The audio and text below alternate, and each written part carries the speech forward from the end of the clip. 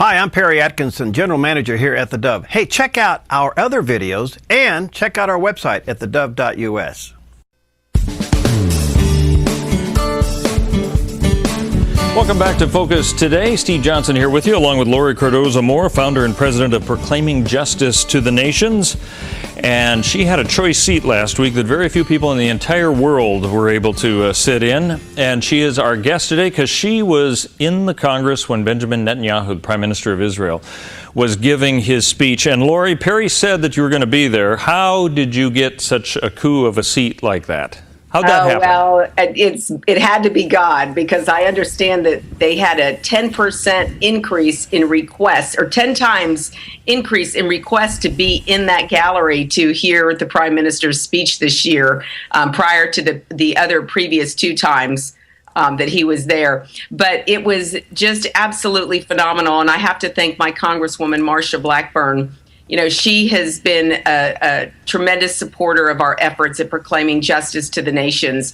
And she, you know, it was interesting because when we first heard that he was coming out, I had contacted her office and just said, you know, are there any tickets? Is there any way that I could, you know, be part of, you know, the gathering there that day? And I didn't hear anything for weeks. And then 10 days out from the actual event, I got a phone call from her office and they said, she has one ticket and you've got it. So it was just a tremendous honor. And, you know, it's a testimony to the work that we've been doing at pjtn.org. And I think it's starting to be recognized, of course, in Congress and in other areas across the world, really, within the Christian church, about our responsibility as Christians to stand with our Jewish brethren and defend the state of Israel. And I'm telling you, if there was ever a time that we should be doing that, that time has come. The church has to make a decision. Is she going to be like Ruth, or is she going to be like Orpah when it comes to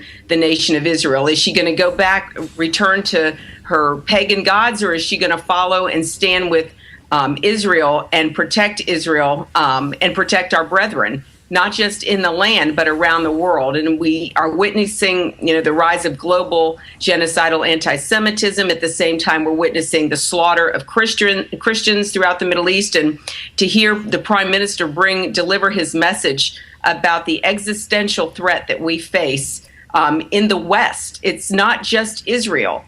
Of course, Israel is the front line of this battle. But this is a threat to the United States of America. They have missiles that can hit the east coast of the United States. It's very frightening as Americans, as Christians, to see what this administration is doing to bend over backwards to negotiate with the lead sponsor of terrorism. It's not a surprise, because we've been following the Obama administration's policies since he came into office. This is part of his agenda, is to negotiate. We know that when in 2009, when he went and spoke before the Muslims in Cairo, and all the clerics were all there to hear his message, and he started with the condemnation of the United States on his, you know, it was termed his America Apology Tour. But we as Christians in this country have a responsibility, a biblical responsibility, to stand and be relevant at this hour. We are in the last days, and we can decide, or either we're going to be overwhelmed. And I hear from people all over the world, people feel overwhelmed that the battle is too big, and the threats that Israel faces. Israel's threat is the West's threat. And if we do not defend Israel in the front line of this battle in her neighborhood, there is no way we're going to be able to defend our freedoms in ours. You know, and that's a theme that we heard Benjamin Netanyahu say during the speech. Having watched the whole thing via TV, of course, and you were in the audience there, everything that he said, I was trying to think, okay, what would somebody who is opposed to either the Prime Minister or to the plans of the conservatives have to say about this? And I found very few things, yet the reaction from some of the Democratic House members and senators was rather astounding. They felt miffed. They felt embarrassed. They felt it was weird emotions. I just thought it was kind of an odd way to interpret it because we weren't dealing with facts or issues. It was that they felt they were being lectured and all the rest. Were you a little surprised when you saw that reaction after you had actually been sitting there listening to the whole thing? No, I'm not surprised. They're pathetic. That's the bottom line. Those people who sat there, and I will tell you, I was sitting in the gallery. I had a great view of the whole room as the prime minister spoke.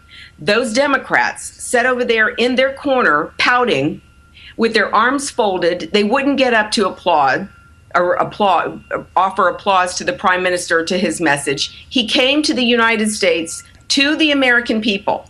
And for the Obama administration, for the president of this country, to tell him he doesn't have a right to come and make a case to we the people. We have to remind the so-called constitutional president or attorney, the lawyer, Obama, that this government is a government of we the people. And unless we as Americans stand up and take back control, and I want to encourage your listeners to go to our website at pjtn.org. There is a petition there. We have got to turn up the heat on Iran. We have got to squelch the agenda of this administration. This administration is threatening the very livelihood, the very survival of the West, of our future for our children. And if we don't speak up, we're going to end up getting this. I'm telling you, this is a defining moment in history. And the message that the prime minister brought, in fact, John Boehner, it was stated that John Boehner was going to present the bust of Churchill to Bibi Netanyahu. Bibi is the world leader. There is so much resting on his shoulders. Israel is called to be a light to the nations, and you can clearly see that the nation of Israel is rising up to be that light, to defend people's freedoms. There is no place in the Middle East where Christians can survive freely or live freely and worship and practice their faith freely, except for Israel. We just heard again this past weekend, Boko Haram is saying that it slaughtered more Christians, and they're aligning themselves with ISIS. Well, who helped fund ISIS? This administration, our tax dollars. This should make every American irate. We should be throwing out every congressman or senator who has supported this and has been unwilling to speak up on our behalf. And if we don't, as Christians, stand up, who will? Because we're charged with this responsibility. As Jews and Christians, as people of faith, we are charged with the responsibility of defending the innocents. And that's why we have got to sign the petition on the website at pjtn.org. We've got to contact our congressmen and senators and tell them, you turn up the heat on Iran, and you reinstitute the sanctions that were stopped, and you increase them. We don't negotiate with terrorist regimes. We are the United States of America. All right, Laurie, I wish we had more time to talk, but I'll tell you, I can tell your passion right there. What's the website again where people can sign that? pjtn.org.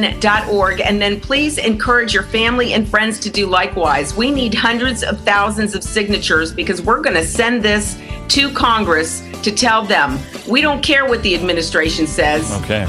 We want pressure on Iran. Laurie, thank you very much. Laurie Cardoza-Moore, founder and president of Proclaiming Justice to the Nations. Thanks for being with us. Appreciate it. And thanks for watching Focus Today.